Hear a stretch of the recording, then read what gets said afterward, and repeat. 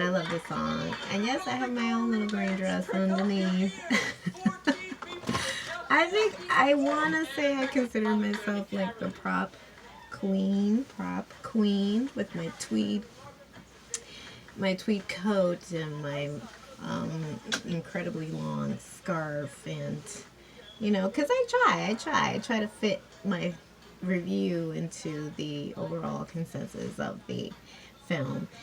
Now, I tried. We left off on a little cliffhanger, right? Let's give it another try on camera so you all can see. Was the chocolate bomb, okay, the big advertised chocolate bomb from the Dollar Tree, worth it? We're gonna interject here between the reviews because this is a review and a snack, okay?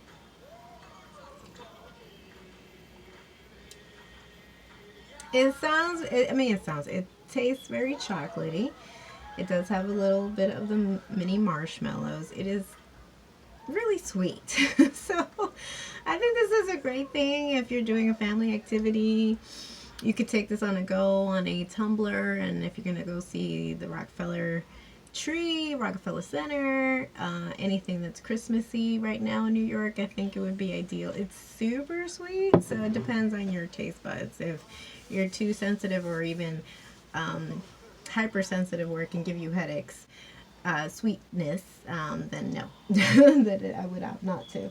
But for fun, one event.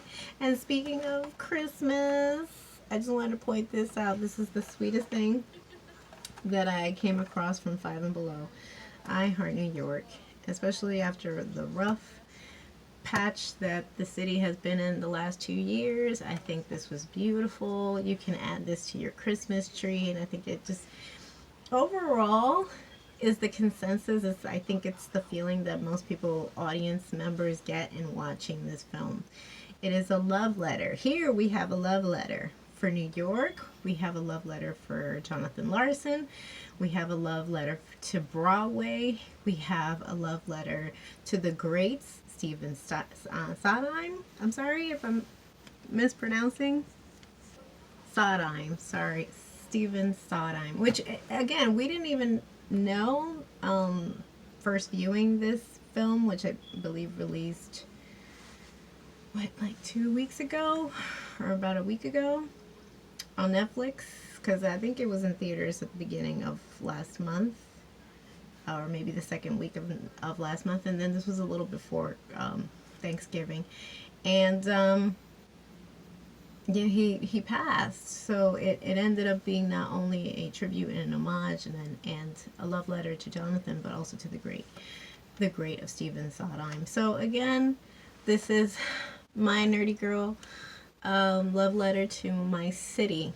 And of course I would pick one with the rainbow heart, because I think every creed and every race and every form of humanity should be embracing each other. We should all come together, especially through the hardships that we've had with this pandemic. So again, this is my love letter to New York.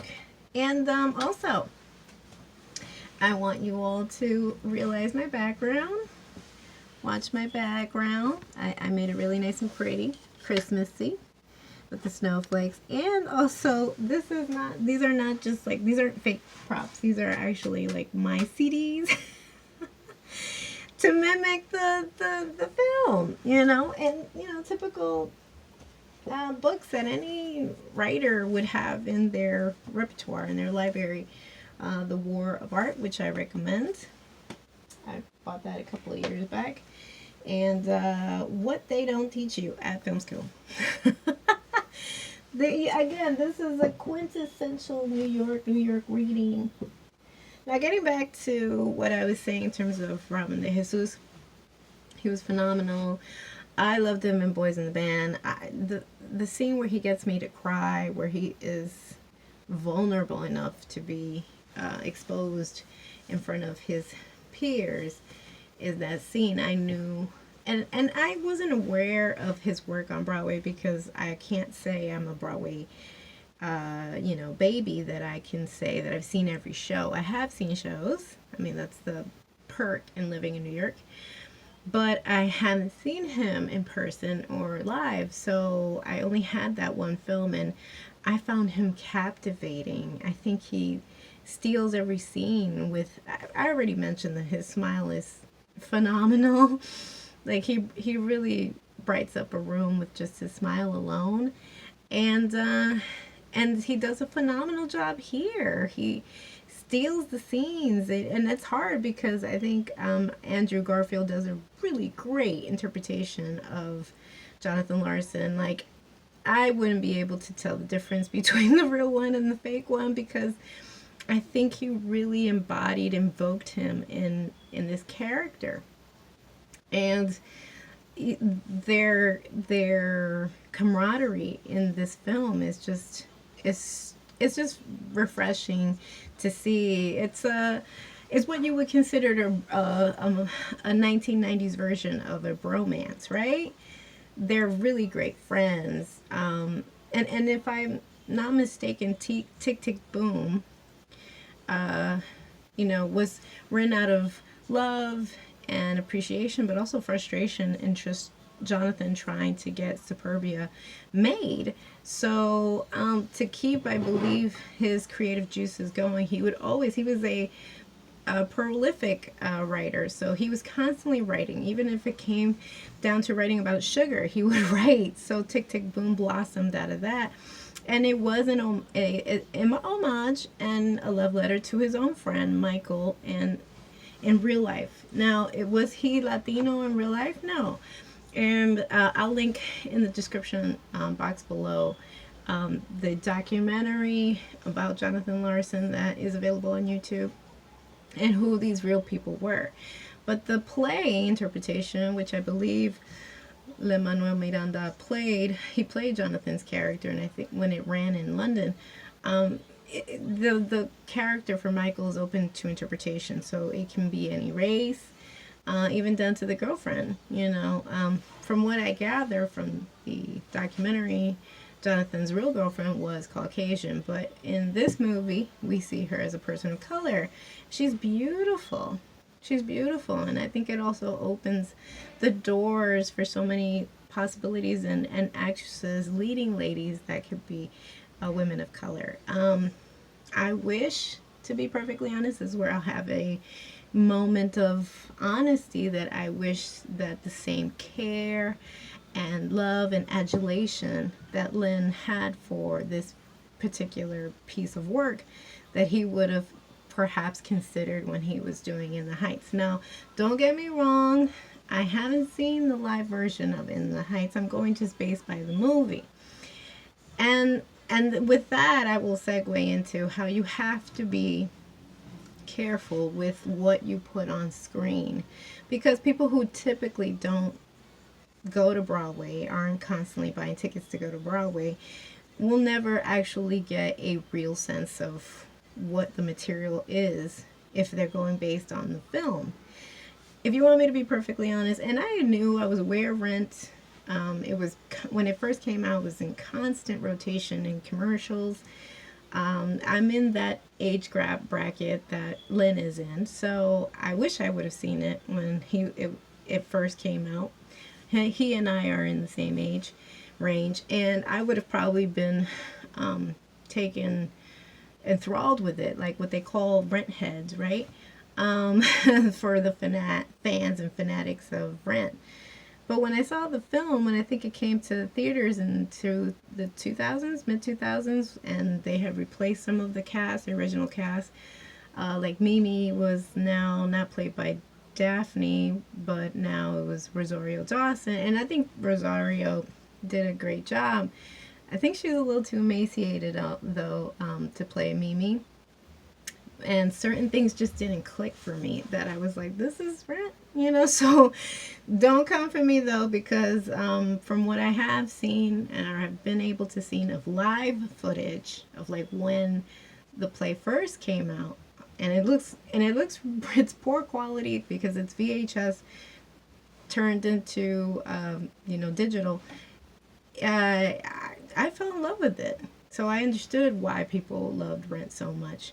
So again, maybe the same philosophy applies here when it comes to In the Heights. Perhaps In the Heights, because also a lot of the story was cut out for the film to appease production, it lost some of its genuine authenticity that maybe could have connected to more people, and especially people who live in the Heights. So it didn't resonate with me, and because his leading lady is so left ambiguous, that it just didn't, for me, it just didn't do it for me. This though, this was perhaps because Jonathan was a hope for him, for his future career, for his beloved craft, that he was able to really get the details down. And like he, as this being your directorial debut, I think you did a great job because you knew the material. I think there's even an instance in the film where Judith Blythe, who plays Rosa's, Jonathan's agent, she says, write what you know. Write what you know. And if you don't know, again, there's no shame in incorporating people who have walked the walk and know the story that you were trying to get across, if it's something that is foreign to you. With that being said, also, I'm excited to see West Side Story because, and I get it, a lot of Latinos, you're either, black on white on this. There's no gray.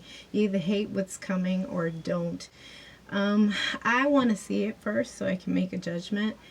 I know that the classic movie was, and it is still revered as a classic, but there are instances where it does stereotype Latinos. But for this movie, from what I've heard in the rumor mill, and I think there's actual physical proof that Steven Spielberg went to Puerto Rico. He did a panel with a number of people in Puerto Rico to get a real understanding of what the culture is and how he can best interpret that, or what it would look like in the 1960s. So unfortunately, yeah, the heavy accents are still gonna be there. But I think he did more of a sensitivity understanding before he moved forward with making this film. And if you want me to be perfectly honest, the trailer gives me chills. So I don't know, I may actually like this version. And In the Heights, there were instances where I thought that it was gonna do a decent job, and then it came out and it just fell flat. It was an amalgamation of a number of things that just didn't make any sense. It's supposed to be a timestamp of the late 1990s and that blackout that the Heights had, but then you incorporate smartphones and that didn't come until much later. So, you try to put too much stuff in a pot. You lost some of the interesting